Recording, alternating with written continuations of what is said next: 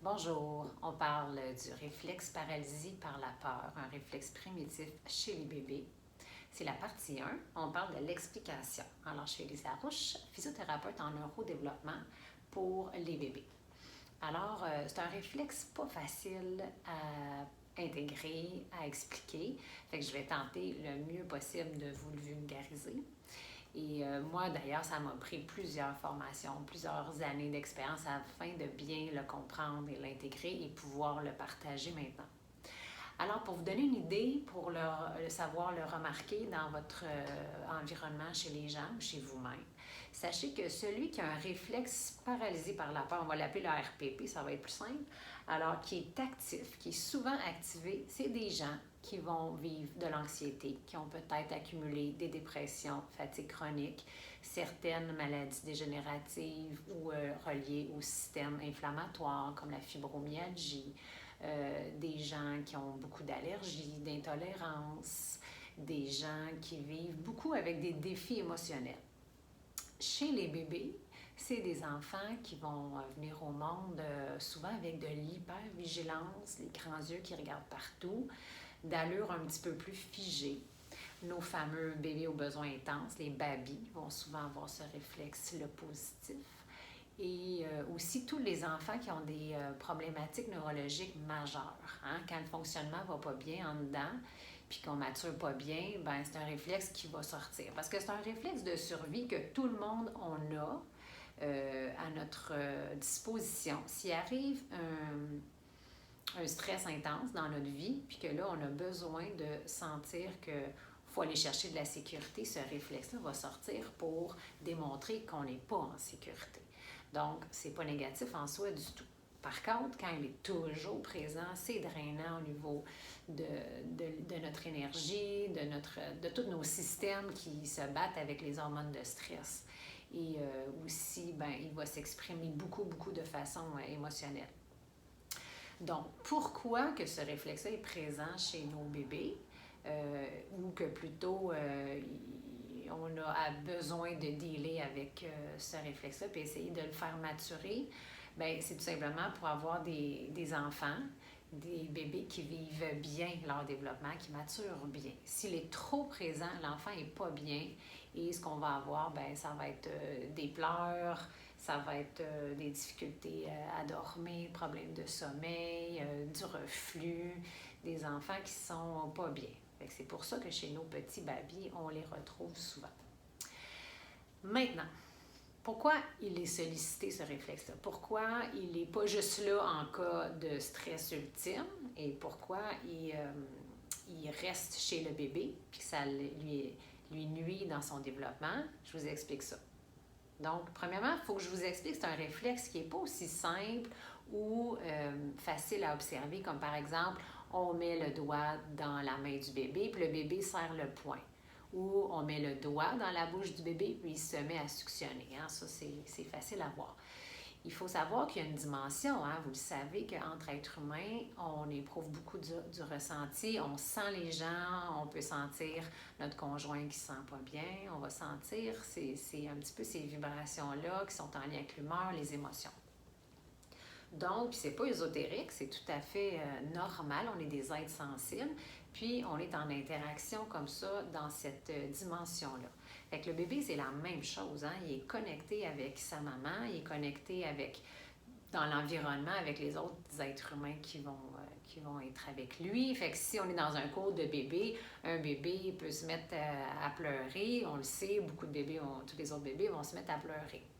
Donc, il faut saisir cette dimension-là parce qu'il va s'activer, le RPP, par les émotions, par le stress, par l'impression qu'il y a un danger. Fait que le cerveau va émettre des signaux, va émettre des hormones de stress pour provoquer la sortie de ce réflexe-là, pour dire « Hey, il y a un danger, il y a quelque chose, il faut réagir » ou « On ne réagit pas, on fige, on se concentre, on diminue l'activation pour prévenir la dépense d'énergie. » Donc, on comprend cet aspect-là des émotions. Donc, si on est sensible aux individus, on est sensible aux émotions de notre maman. Imaginez le petit fœtus intra-utérin qui est en contact constamment avec comment se sent maman tous les jours. Donc, si on a une maman qui a un RPP très positif, très actif à tous les jours parce qu'elle travaille dans le stress, elle vit des situations pas faciles à la maison, avec la famille, bien, le bébé va se ressentir ce stress-là, cette peur-là, et le réflexe est activé. Et le bébé a des impressions qu'il faut qu'il fige, il y a du stress, il se prévient, il prévient les dépenses d'énergie et tout ça. Donc, maman qui vit du stress. Après ça, ben, on a dans l'environnement, on peut venir au monde puis que ça a bien été la grossesse, puis quand on vient au monde, si on se retrouve subitement dans un environnement où il y a beaucoup de stress, par exemple des conflits émotionnels entre les deux parents, il y a une faillite chez un des deux parents qui est en cours, des déménagements, mais tu sais, des émotions là, vraiment lourdes. Ça peut être vécu chez les parents, ça peut être transmis chez l'enfant, ça peut être vécu, ressenti beaucoup plus par l'enfant qui est très sensible, très jeune, pas capable de se faire une raison ou de comprendre. Fait que ce stress-là est ressenti et le réflexe peut sortir et provoquer chez lui les signaux qu'on va tout de suite parler. Et aussi, s'il y a un problème neurologique majeur, un syndrome, il y a des enfants qui viennent au monde et les sens ne fonctionnent pas bien, il y a vraiment des bébés que la maturation est difficile à se faire, bien, c'est la même chose. On envoie un peu au système nerveux que « Oups, ça ne va pas, rien ne va plus, on est en danger, alors ce réflexe-là va sortir ».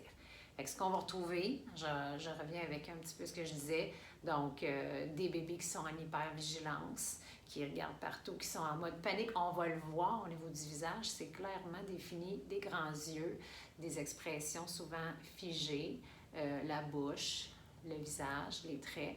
Dans le corps aussi, on peut avoir des bébés très raides ou on peut avoir complètement l'inverse, des bébés qui sont mous. On peut avoir des bébés qui pleurent beaucoup, beaucoup, comme chez nos babys. On peut avoir des bébés qui pleurent pas, qui sont plus en mode figé, qui s'abstiennent de communiquer leurs émotions. Donc, c'est la complexité de la chose. C'est jamais tout ou rien. Il y a des nuances. Donc voilà. Je regarde mes petites notes pour rien oublier.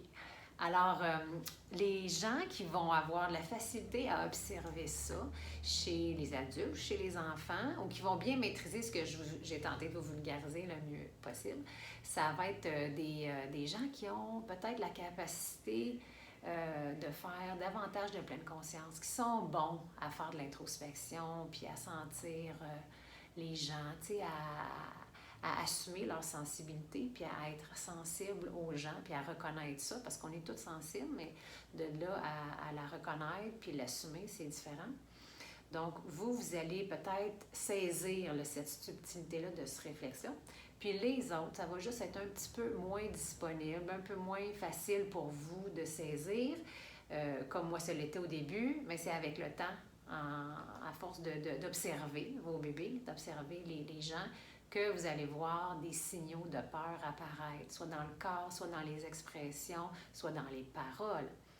Puis, je termine en vous disant qu'on ne s'en veut pas d'avoir un RPP qui est un peu plus présent, actif dans notre vie parce qu'on a tout un passé, on a une histoire de famille, on a un développement X propre à chacun, puis on a surtout une société en ce moment qui véhicule beaucoup de messages de peur. Hein. Il y a beaucoup de peur en ce moment pour la COVID-19.